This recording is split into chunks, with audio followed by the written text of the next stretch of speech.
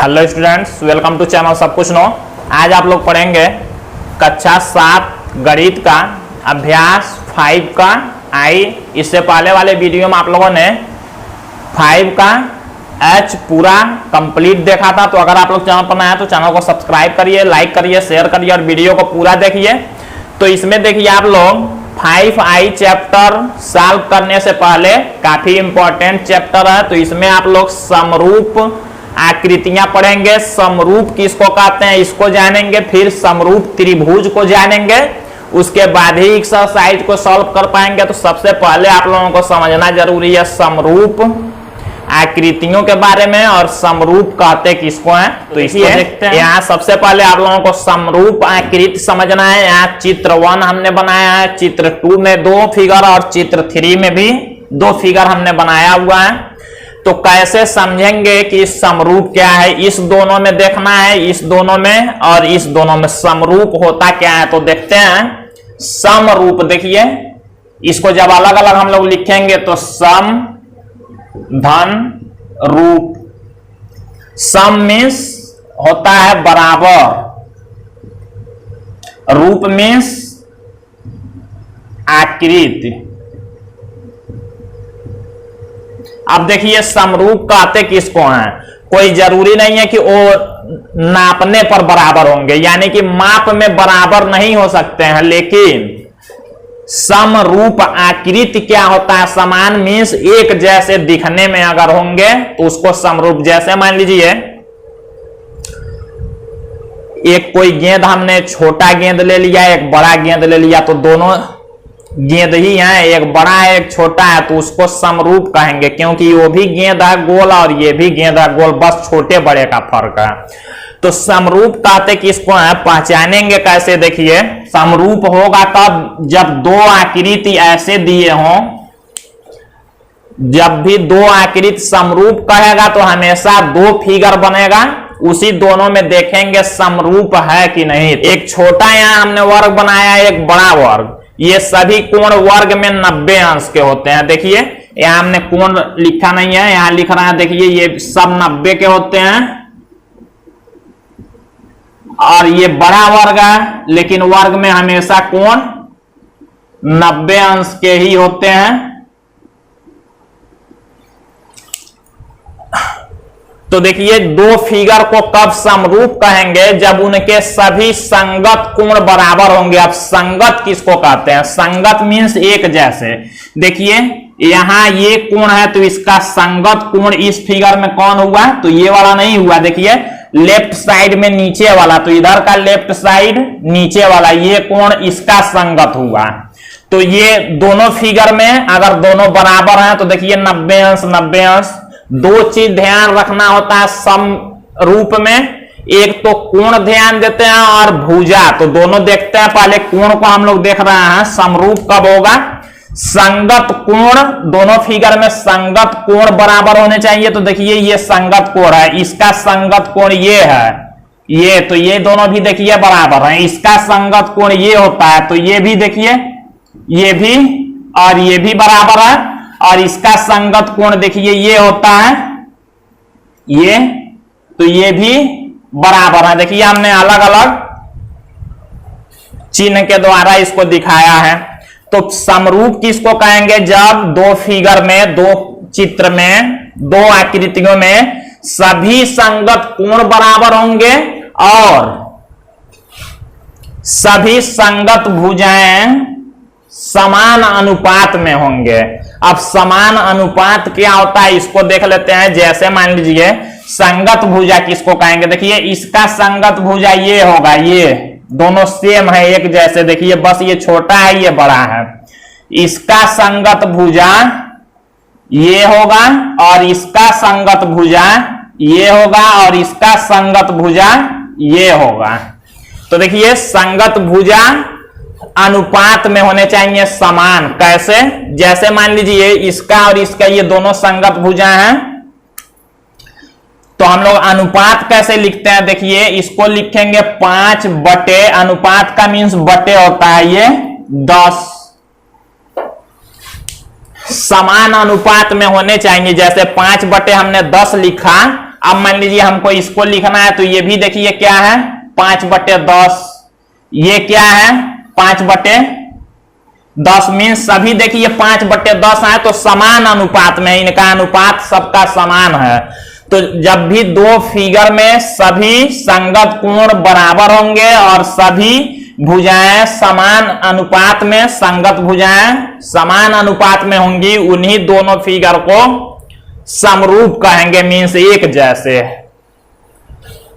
इस फिगर से आप समझते हैं, जैसे मान लीजिए हमको इस दोनों फिगर में देखना है कि ये समरूप है कि नहीं, तो पहले तो सब कोण देखेंगे, संगत कोण। जैसे मान लीजिए ये 90 अंश है, तो इसका संगत कोण ये हुआ, देखिए एक ही जगह पर दोनों हैं तो दोनों बराबर हैं। इसका संगत ये हुआ, देखिए दोनों बराबर हैं। इस कोण का संगत कोण ये है, देखिए 80-80 दोनों बराबर हैं। और इसका संगत कोण ये है 100-100 बराबर है।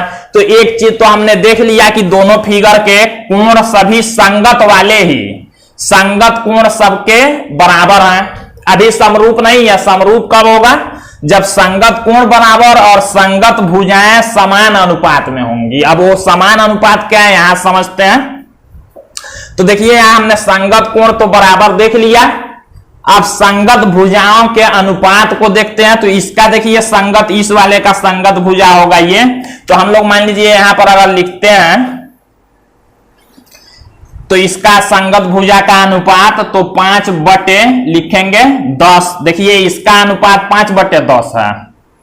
अब मान लीजिए इस भुजा का संगत भुजा ये है, इसको लिखते हैं हम तो 10/20। इसका संगत ये है तो 4/8। और इसका संगत ये होता है, ये देखिए 3 सेमी है तो ये 6 है, 3/6। अब देखिए संगत भुजाओं का अनुपात समान होना चाहिए। अब ये देखते हैं हल करके समान है कि नहीं। तो हम लोग हल करते हैं। देखिए 5 × 1 = 5, 5 दूना 10, 1/2 आया। यहां भी हल करेंगे 10 × 1 = 10, 10 दूना 20, 1/2 आया। यहां भी 4 × 1 = 4, 4 दूना 8, 1/2 आया। यहां भी 3 × 1 = 3, 3 दूना 6। देखिए सबका मान 1/2 ही आया। मीन्स ये संगत भुजाओं का अनुपात भी सबका क्या है? समान है। और संगत कोण भी सबके समान है। तो इस दोनों को हम लोग क्या कर देंगे कि ये जो आकृति है ये समरूप है। इसको भी समरूप कहेंगे। यहां देख लेते हैं त्रिभुजों को। दो त्रिभुज कब समरूप होंगे?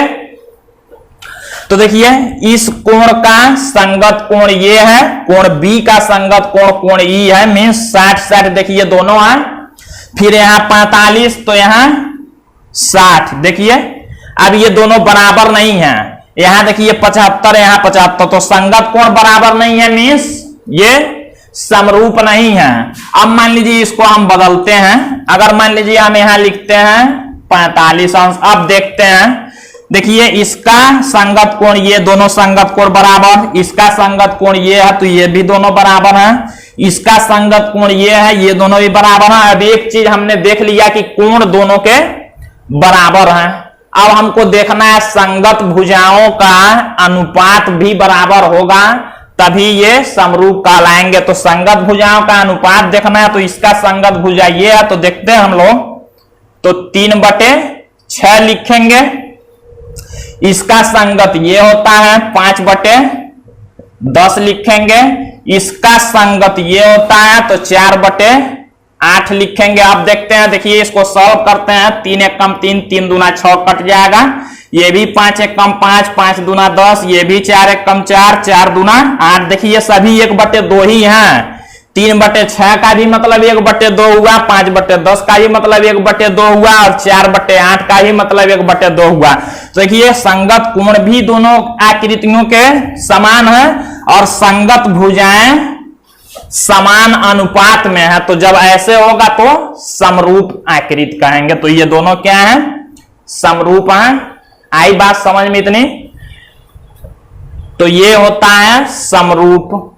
और देखिए बहुभुज किसको कहते हैं? बहुत बार नाम आता है बहुभुज। तो देखिए बहु मीन्स बहुत, भुजा मीन्स भुजा, तो कितनी भुजा वाले को बहुभुज कहेंगे? तो देखिए जब भी दो से अधिक भुजा वाले जो आकृति होंगे उन सबको बहुभुज कहा जा सकता है। जब दो से अधिक भुजा वाले आकृति रहेंगे तो उनको बहुभुज कहा जा सकता है। वो आकृति कैसा हो? ऐसे क्लोज हो, बंद हो। जैसे मान लीजिए ये चार भुजा वाला है तो इसका नाम वर्ग होता है, इसको भी हम लोग बहुभुज कह सकते हैं। देखिए 1 2 3 4 भुजा है, जिसमें दो से अधिक भुजा होगा मीन्स तीन भुजा इसमें, इसको भी बहुभुज कह सकते हैं, इसको भी। जब भी दो से ज्यादा भुजा आ जाएंगे तो उसको बहुभुज कहेंगे।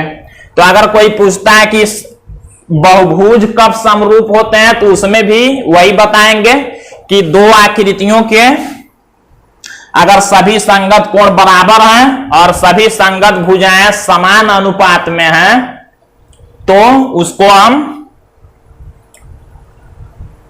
क्या कहेंगे? समरूप आकृति कहेंगे।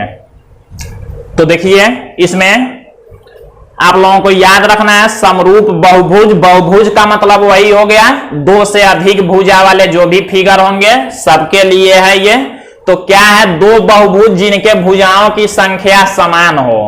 अब समान भुजाएं हो, समान मीन्स अगर तीन भुजा इस फिगर में है तो तीन भुजा उसमें भी, अगर चार भुजा इस फिगर में है तो चार भुजा उसमें भी, मीन्स समान संख्या वाले फिगर, समान भुजा वाले जो होंगे, समान संख्या वाले भुजा, उन्हीं दोनों फिगर को हम लोग देखेंगे। जैसे मान लीजिए अगर एक त्रिभुज दे दिया है तो एक चतुर्भुज दे दिया है और इन दोनों को पूछ रहा है समरूप, तो इस दोनों में हम नहीं देखेंगे, उसके लिए ये रूल नहीं है। रूल कब लागू होगा? अगर इसमें तीन भुजा है, देखिए वही करना, दो बहुभुज जिनके भुजाओं की संख्या समान हो। अब इसमें देखिए तीन भुजा है तो इसमें चार भुजा है, तो भुजाओं की संख्या समान नहीं है तो रूल नहीं लगा सकते हैं। रूल हमेशा संख्या जब भुजाओं का समान होगा तभी लगाएंगे। अगर ये तीन भुजा है तो यहां भी तीन ही भुजा होनी चाहिए, अगर ये चार भुजा है तो यहां भी चार ही भुजा होनी चाहिए। तो कह रहा है दो बहुभुज जिनके भुजाओं की संख्या समान हो समरूप होते हैं। कब समरूप होंगे? वही जो हमने बताया, उनके संगत कोण बराबर हो। हमने यहां लिख भी दिया है, दोनों फिगर जो दिए होंगे उनके संगत कोण बराबर हो तथा उनकी संगत भुजाएं समान अनुपात में हो, जो हमने अभी बताया है फिगर बना के, तभी उसको हम लोग समरूप कह सकते हैं। अब देखिए हमने नोट में क्या लिख दिया? केवल त्रिभुज के लिए। इस दोनों को याद रखेंगे, बहुत इंपॉर्टेंट है। आप लोग ये त्रिभुज चैप्टर पढ़ रहे हैं तो आप लोगों को त्रिभुज के लिए समरूप जानना जरूरी है। तो उसमें दो चीज याद रखना, यदि दो त्रिभुजों के कोण समान हो तो उनके संगत भुजाओं के अनुपात समान होते हैं। जैसे मान लीजिए अगर दो त्रिभुज दिया है,